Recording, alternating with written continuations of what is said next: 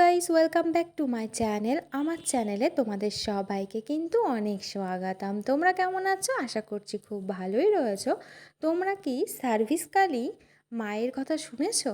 চলো তাহলে আজকে জেনে নিই আমরা সার্ভিস কালী সম্পর্কে। বিশ্বাসে মিলায় চাকরি, মান্দার বাজারেও নাকি ১৬ আনা মানতেই চাকরি দেয় এই সার্ভিস কালী। এই পরিস্থিতিতে চাকরির আশার দিকে সংস্কারকে আঁকড়ে ধরতে চাইছে মানুষ, আর আবারও ফিরে ফিরে আসছে এই সার্ভিস কালীর প্রসঙ্গ। দেখা দে নয় টাকা দে, মা কালীকে নিয়ে এমন প্রচার অবশ্য বহুদিনের। বাঙালি তথা হিন্দুদের ব্যবহারিক জীবনের সঙ্গে ওতপ্রোতভাবে আনার কালী। প্রাচীন তত্ত্বের নিরিখে এই ইতিহাস প্রায় শতাব্দী ছুঁই ছুঁই। আজ থেকে প্রায় ৮২ বছর আগের কথা। খোদ কলকাতার বুকে ভাগাভাগি হয়ে গেলেন প্রচলিত এক কালী, কিন্তু তাতে ঐতিহ্যে বিশেষ ছেদ পড়েনি।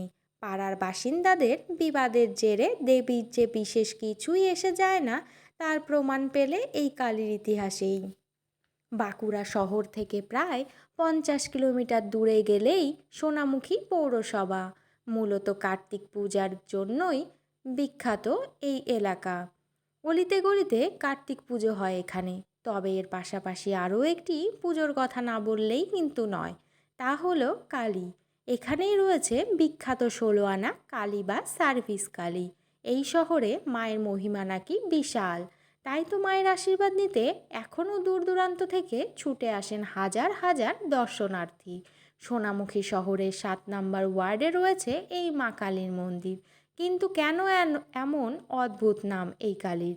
১৬ আনা অথবা সার্ভিস শব্দের আসল কারণ জানলে অবাক হতে হয় আজও। সরকারি অথবা বেসরকারি চাকরি নিয়ে দুশ্চিন্তার শেষ নেই। ছোট থেকে পিঠে বইয়ের বোঝা বয়ে নিয়ে একটা সঠিক গন্তব্যে পৌঁছানো, এটাই সব পরিবারের কিন্তু আশা। কিন্তু বর্তমান বাজারে ওই চাকরি নামক বস্তুটাই বড় দুরূহ। নতুন করে চাকরি পাওয়া তো দূর, বিশ্বজুড়েই চলছে দেদার কর্মী ছাঁটাই। সামাজিক এবং রাজনৈতিক পরিস্থিতি ক্রমাগত আমাদের গলা টিপে ধরছে। কোথাও পালাবার কিন্তু জো নেই।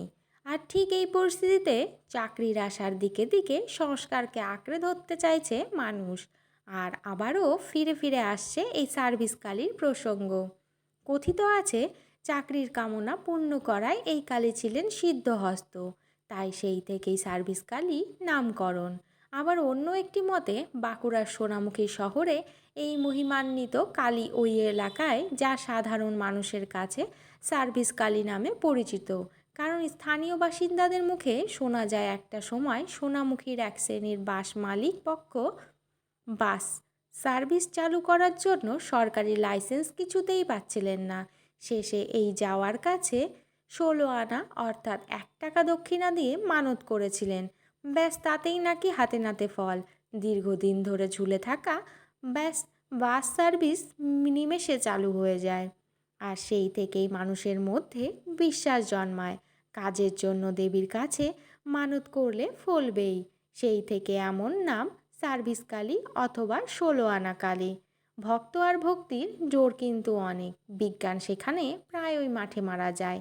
এখনও ওই অঞ্চলে চাকরি পাওয়ার জন্য ছুটে যায় হাজার হাজার মানুষ। বিশ্বাসে মিলায় বস্তু, তর্কে বহুদূর। তাই চাকরির আশায় যখন নাবিশ্বাস উঠছে, তখন ওই বিশ্বাসটুকুতেই ভরসা করে ছুটে যাচ্ছেন মানুষ। শোনা যায় এখনও নাকি মনোবাঞ্ছা পূরণ করেন দেবী। প্রথম দিকে নেহাতি সাদামাঠা এক মা কাকুর রূপ ছিল এটি। গায়ে গয়না বলতেই বিশেষ কিছুই ছিল না। এখন অবশ্য দেখলে পুরনো সেই চেহারা মেলানো মুশকিল। এখন মা অষ্টাঙ্গ গহনাতে পরিপূর্ণ। এর কারণও অবশ্য ওই সার্ভিস মাহাত্ম্য। চাকরির মনোবাঞ্ছা পূরণ হলেই মানত পূরণ করতে দেবীকে গয়নায় সাজিয়ে দেন অনেকেই।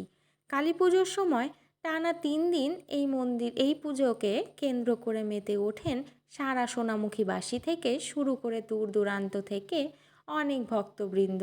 তবে শুধু পুজো বলে নয়, সারা বছরই এখানে পুজো দিতে আসেন অজস্র ভক্ত। চাকরি কি আদতেও এই কারণেই হয়?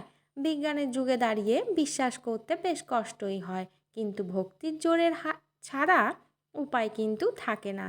তাহলে গাইস তোমরা কে কে সার্ভিসকালী দর্শনে যাচ্ছ তারা কিন্তু, বা যারা দর্শন অলরেডি করে এসেছো তারা কিন্তু কমেন্ট বক্সের মাধ্যমে আমাকে জানাতে ভুলো না। আজকের ভিডিওটি এ পর্যন্তই। যদি ভালো লেগে থাকে লাইক কমেন্ট ও শেয়ার করতে ভুলো না। Bye guys.